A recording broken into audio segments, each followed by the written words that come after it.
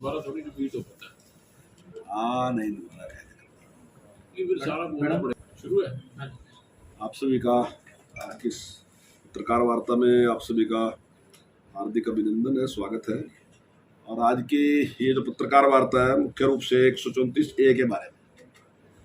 मेरा मानना ये है कि जो कदम हमने गरीब व्यक्ति के लिए उठाया और अभावग्रस्त जो हमारे स्टूडेंट हैं उनके लिए जो कदम उठाया, उनके हित का जो कदम उठाया, तो कुछ राजनीतिक पार्टियां जनता को मिसगाइड कर रही और उन्होंने कहा कि भाई इस प्रकार से ये उनके खिलाफ है और सरकार जो है उनके खिलाफ है। वास्तविकता में 134A में जो था वो 10% स्टूडेंट को उसका लाभ मिलता था, 10% स्टूडेंट के एडमिशन उसमें हो सकता है। और जो हमने 134A समाप्त करने के बाद RTE को हमने अपनाया है उसमें 25% स्टूडेंट को उसका लाभ मिलेगा, उसमें 25% स्टूडेंट को दाखिला मिल सकता है। और दूसरी बात यह है कि जो हम 134A थे उसका पूरा खर्चा स्टेट को उठाना होता था, और जो हमने RTE को अपनाया है तो उसमें 60% जो खर्चा है वो केंद्र सरकार उठाएगी। इसके साथ ही RTE में एक छूट और विशेष ये है कि जो बच्चा जहां है, उसका घर जहां है, उसके आसपास जो भी स्कूल है उन स्कूलों में से जिसमें भी एडमिशन लेना चाहता है तो उसी में उस बच्चे को एडमिशन मिलेगा, जबकि 134A में ऐसे नहीं था। और 134A की वजह से काफी समस्याएं हमें ट्रांसपोर्ट की आती थी। कई बार बच्चों की शिकायत ये होती थी कि आपने एडमिशन तो हमारा स्कूल में करा दिया लेकिन हमें ट्रांसपोर्ट की सुविधा नहीं मिल रही, उसके लिए हमें प्रयास करना पड़ता। लेकिन इसमें इस प्रकार की नहीं, क्योंकि अगर कोई भी गरीब बच्चा है जिसका हमने एडमिशन कराया तो क्योंकि वो गरीब है इसलिए तो 134A में आया, वो तो ट्रांसपोर्ट के पैसे देने की आखिर उसके लिए एक मुश्किल थी। तो इसमें निश्चित तौर से उसको बिल्कुल ही नजदीक ट्रांसपोर्ट की सुविधा की जरूरत उसको रहेगी नहीं, तो इससे उसको लाभ रहेगा।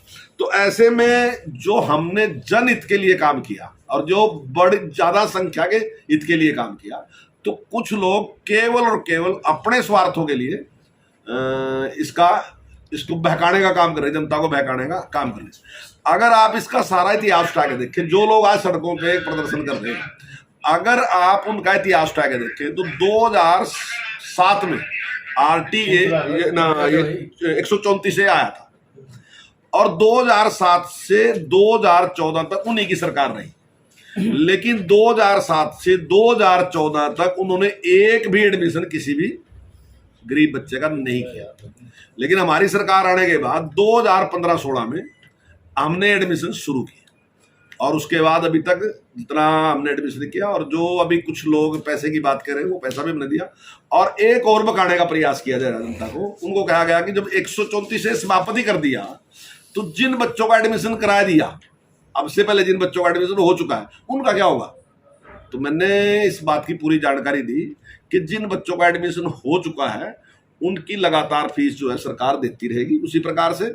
और अब पहली क्लास से हम शुरू करेंगे RTE में, और उसमें एक फायदा ये रहेगा कि जब हम पहली क्लास में ही बच्चे का एडमिशन कर देंगे तो वहां से लेकर 8वीं तक वो बच्चा वहीं अपनी शिक्षा ग्रहण करेगा, उसको अपना कोई भी स्कूल बदलना नहीं पड़ेगा। मैं समझता हूँ कि निश्चित तौर से 8वीं के बाद क्या होगा?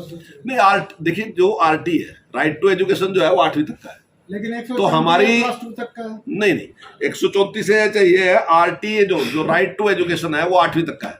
लेकिन हमारा प्रयास ये है कि उस बच्चे को आगे भी मिलना चाहिए, और उसके लिए हमने संस्कृति मॉडल स्कूल जो बनाए तो निश्चित तौर से वहां उसको मिल सकता है और वहां उसको किसी पेमेंट की जरूरत नहीं है।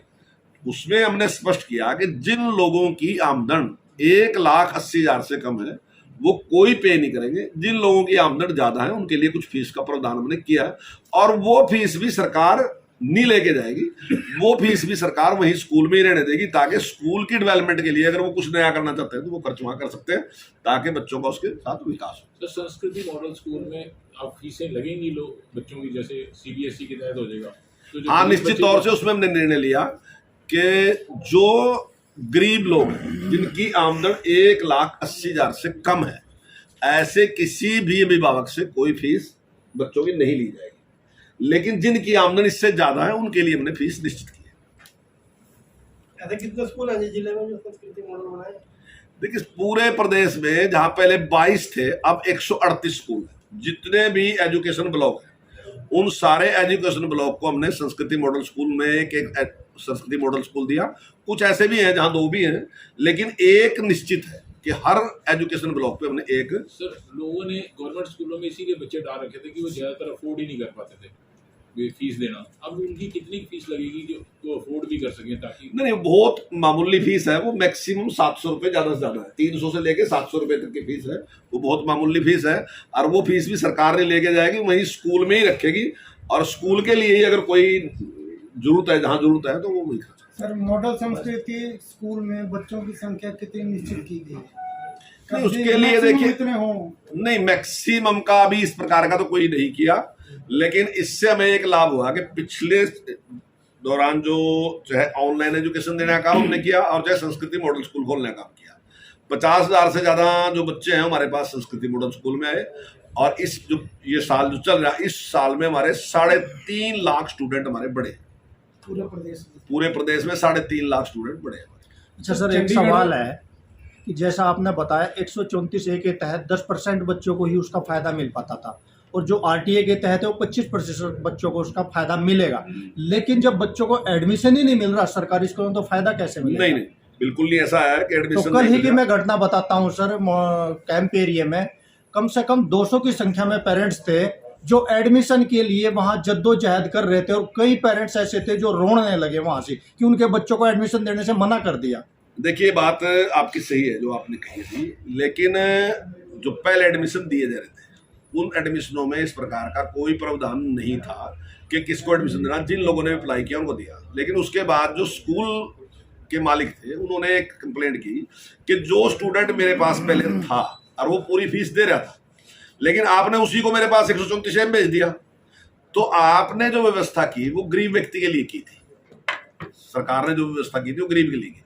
हमने उसकी जांच की और लगभग उसमें एग्जैक्ट फिगर मैं आपको देता हूं, उसमें हमारे पास 66,495 बच्चों ने हमारे पास आवेदन किया था और जब हमने उसको चेक किया तो 45,279 बच्चे ही ऐसे मिले जो उसमें पात्र थे, उनको ही दिया।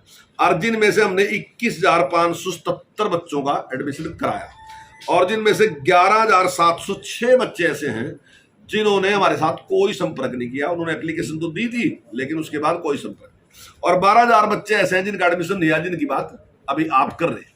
हमने उनके लिए एकदम उस पर एक्शन लिया और हमने उन सारे स्कूलों को जिन्होंने एडमिशन नहीं दिया था उनको नोटिस कर दिया कि क्यों ना आपकी मान्यता रद्द कर दी जाए। उन सारों का एक संगठन है, वो सारा संगठन जो है कोर्ट में चला गया और कोर्ट ने उसके ऊपर रोक लगा दी कि आप ये एक्शन के खिलाफ नहीं ले सकते, आप इनकी मान्यता रद्द नहीं कर सकते, आप इतना सख्त स्टेप नहीं उठा सकते।